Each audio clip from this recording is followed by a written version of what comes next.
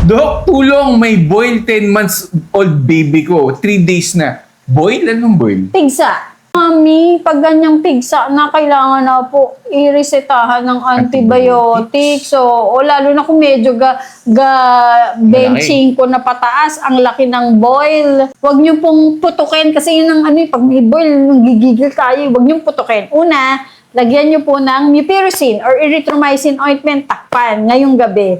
And then, bukas, punta na po kayo sa inyong pediatrician para magpareseta ng antibiotics. Ano lang po yan, kailangan lang cloxacillin or flucloxacillin o kaya amoxicillin, pwede po dyan sa ganyang klase ng sakit. Kaya po, ano naman yan, kailangan nyo lang ng reseta kasi kailangan i-compute yung gamot depende sa timbang ng bata para po maging effective. Ha, Mami? Sige. Huwag niyong putukin. Hayaan yung on its own pumutok siya. Tapos pag pumutok siya, lagyan niyo pa rin ng ointment and pack with gauze para wag ma-contaminate ng dumi sa labas. May tanong ako, kunyari pumutok siya mag-isa, kailangan mo na bang pisilin pa para mas lumabas yung iba? Pwede mong pisilin, pero siguraduhin mo na yung kamay mo na-sterilize mo. So pakaluan mo na yun.